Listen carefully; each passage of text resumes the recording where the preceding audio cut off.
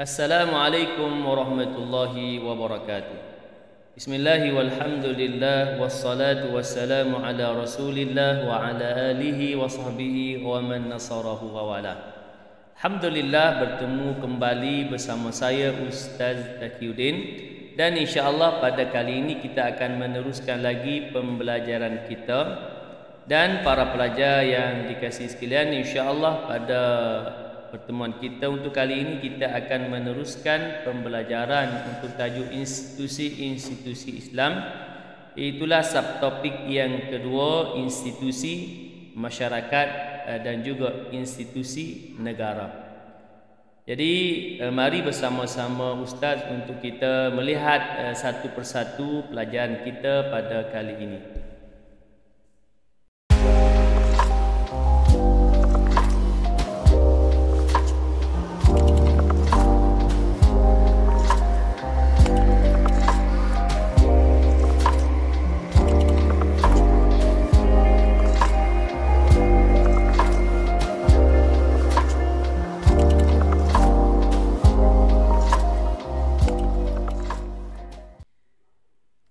Anak-anak yang dikasihi sekalian, untuk tajuk 7.2 institusi masyarakat, ada 4 perkara penting yang perlu kita fahami. Itu yang pertama, konsep dan falsafah pembentukan masyarakat. Yang kedua, asas-asas pembinaan masyarakat Islam. Ketiga, peranan hak dan tanggungjawab dalam masyarakat Islam. Dan yang keempat, Islam dan masyarakat majmuk. Jadi kita akan melihat satu persatu dari 4 perkara penting tadi. Yang pertama, konsep dan falsafah pembentukan masyarakat. Masyarakat dalam konteks Islam ialah gabungan manusia yang diwujudkan atas ikatan syariah Rabbani yang bermatlamatkan kehidupan yang sejahtera serta aman damai. Masyarakat Islam yang pertama ialah masyarakat yang didirikan oleh junjungan besar Nabi kita Nabi Muhammad sallallahu alaihi wasallam dan para sahabat di Madinah. Umat Islam yang berada di bawah kepimpinan Nabi Muhammad sallallahu alaihi wasallam telah melaksanakan tugas yang berlandaskan nilai-nilai Islam dengan cekal, gigih dan jujur, sehingga berjaya membentuk sebuah masyarakat yang ideal dan menjadi contoh bagi masyarakat Islam selepasnya. Yang kedua, asas-asas pembinaan masyarakat Islam. Baik, asas dalam pembinaan masyarakat Islam ini terangkum pada 3 perkara, iaitu pertama, akidah Islam. Yang kedua, tolong menolong atas kebaikan bukan kemaksiatan atau kerosakan. Yang ketiga, bersatu padu sesama manusia adalah ibadat yang mulia. Baik, akidah Islam, asas utama pembentukan masyarakat Islam adalah untuk memelihara, menjaga dan menegakkan akidah Islam. Akidah tauhid amat penting untuk membebaskan manusia daripada belenggu khurafat yang boleh membawa kemunduran, iaitu kepercayaan karut marut yang tidak berasaskan akal rasional.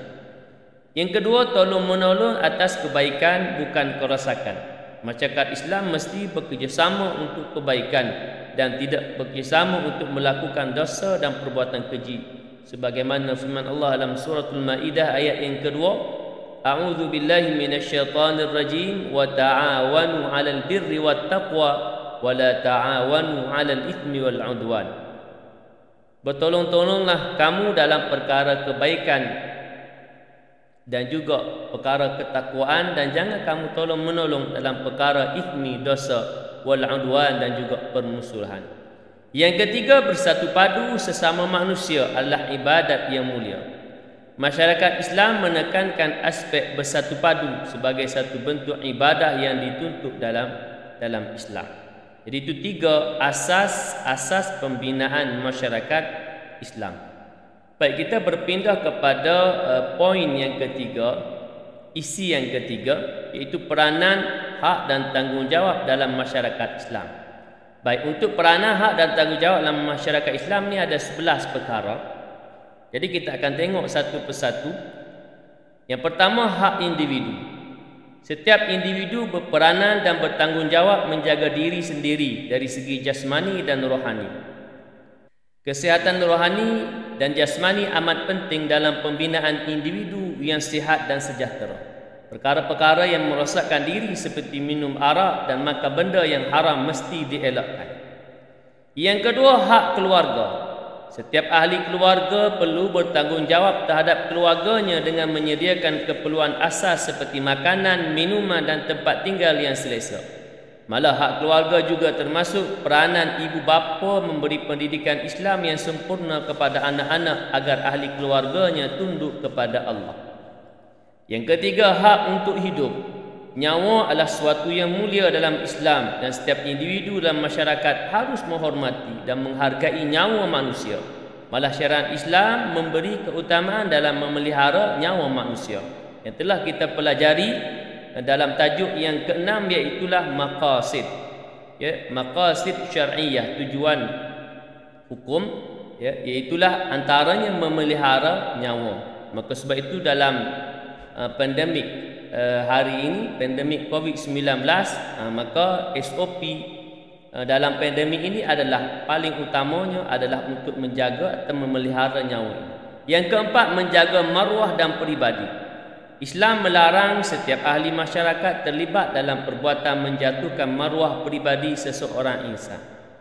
Maruah dan peribadi adalah suatu nilai yang sangat mulia dalam Islam. Baik, menjaga maruah dan peribadi ini baik terhadap diri sendiri juga terhadap orang lain. Maka sebab itu kita tidak boleh mengaibkan orang lain atau menjatuhkan maruah orang lain. Kemudian yang kelima, kebebasan berfikir dan menyatakan pendapat. Setiap individu bebas berfikir dan menyuarakan pendapat untuk menyatakan pandangan peribadi mereka. Namun begitu, kebebasan ini tidak boleh melanggar ketetapan syariat, seumpama menyebarkan fitnah dan khabar buruk tentang seseorang yang tidak disukainya. Yang keenam, kebebasan bergerak. Setiap manusia adalah bebas bergerak dalam negara yang sah sebagai tempat tinggalnya. Oleh itu, tiada siapa yang berhak untuk memaksanya meninggalkan suatu tempat itu tanpa sebab-sebab yang munasabah. Cuma untuk hari ini dalam tempoh PKP, kita hanya terbatas dalam jarak 10 km saja. Kerana ia adalah termasuk dalam SOP, garis panduan untuk kita nak memelihara nyawa. Baik. Kemudian yang ketujuh, hak keadilan dan kehakiman. Tiada perbezaan kelas dalam perundangan Islam, kerana setiap orang berhak mendapatkan pengadilan dan kehakiman untuk dirinya daripada penindasan dan penganiayaan. Pemerintah bertanggungjawab untuk memastikan setiap rakyat mendapat hak pengadilan yang sama. Manakala yang ke-8, hak sama rata. Setiap manusia berhak untuk mendapatkan layanan yang sama rata tanpa mengira bangsa dan keturunan. Malah semua orang adalah sama di sisi Allah Subhanahu wa taala. Seterusnya yang ke-9, menegakkan ma'ruf dan mencegah kemungkaran. Usaha menegakkan kebaikan atau perkara ma'ruf dan mencegah keburukan adalah tanggungjawab setiap individu yang perlu dilakukan secara bersama-sama. Yang ke-10, hak berpolitik dan bernegara. Negara Islam harus memberi hak berpolitik kepada sesiapa sahaja tanpa mengira agama dan keturunannya. Hak mendapat perlindungan politik dan negara adalah berdasarkan hakikat bahawa Islam adalah agama yang mementingkan keadilan dan keamanan. Dan yang ke-11, hak pendidikan. Setiap manusia mempunyai hak untuk menuntut ilmu. Islam mewajibkan setiap Muslim, baik lelaki atau perempuan, menuntut ilmu pengetahuan. Pemerintah juga wajib menyediakan kemudahan asas untuk masyarakatnya menuntut ilmu. Sabda Nabi SAW, menuntut ilmu itu adalah kewajipan bagi setiap Muslim dan Muslimat. Rawahu Ibnu Majah, Al-Baihaqi dan Ibnu Abdul Bar. Baik, kita berpindah kepada isi yang ketiga, iaitu isi yang keempat, iaitu Islam dan masyarakat majmuk. Di bawah isi yang keempat ini ada dua, berkaitan dengan masyarakat majmuk, iaitu konsep dan falsafah, dan yang kedua peranan, hak dan tanggungjawab. Yang pertama, konsep dan falsafah. Masyarakat majmuk terdiri daripada masyarakat yang berbilang bangsa, bahasa, kebudayaan dan agama. Negara Islam yang pertama disusun oleh Nabi Muhammad sallallahu alaihi wasallam di Madinah terdiri daripada masyarakat majmuk. Tegasnya komponen utama masyarakat majmuk dalam negara Islam terdiri daripada orang Islam dan orang bukan Islam. Islam mempunyai pendekatan yang tersendiri dalam mengendalikan masyarakat majmuk. Hak dan tanggungjawab masyarakat majmuk telah digariskan dalam Piagam Madinah, iaitu perlembagaan bertulis yang pertama di dunia yang telah disusun oleh Nabi Muhammad sallallahu alaihi wasallam berdasarkan Al-Quran dan As-Sunnah. Baik. Antara hak dan tanggungjawab yang tertera dalam Piagam Madinah adalah seperti berikut. Yang pertama, semua masyarakatlah satu ummah yang bertanggungjawab menjaga kedaulatan negara. Yang kedua, warga negara Islam dan warga negara bukan Islam bertanggungjawab mempertahankan keselamatan negara daripada serangan musuh atau penceroboh. Yang ketiga, setiap warga negara bebas bergerak dan menetap di Madinah. Seterusnya, setiap warga negara bebas bergiat memiliki harta dan menuntut ilmu. Yang kelima, masyarakat wajib saling menolong atas kebaikan bersama. Seterusnya, masyarakat tidak boleh membantu musuh atau sekutu untuk melakukan kemungkaran. Seterusnya, setiap warga negara yang dizalimi mesti dibantu dan berhak mendapat pembelaan. Kebebasan mengamalkan ajaran agama tanpa paksaan. Semua masyarakat mesti mengamalkan nilai yang baik. Namun begitu, masyarakat beragama Islam wajib tunduk kepada semua peruntukan hukum Islam. Kewajipan ini ditentukan oleh dua faktor. Pertama, kewajipan terhadap Allah Subhanahu wa taala apabila seseorang itu mengumumkan Islam sebagai agamanya, tanggungjawab akidah atau agama. Yang kedua, tanggungjawab kepada pemerintah yang mengambil sistem perundangan Islam sebagai dasar pemerintahan negara. Itulah tanggungjawab politik. Baik, kita berpindah kepada institusi negara. Negara adalah suatu daerah atau wilayah yang ada di permukaan bumi di mana terdapat pemerintah yang mengatur ekonomi, politik, sosial, budaya, pertahanan, keamanan dan lain-lain. Dalam suatu negara minimal terdapat unsur-unsur negara seperti rakyat, wilayah, pemerintah yang berdaulat serta pengakuan dari negara lain. Baik, ciri-ciri negara umum: mempunyai sempadan yang diiktiraf antara bangsa, mempunyai sistem pemerintahan, mempunyai penduduk yang tetap.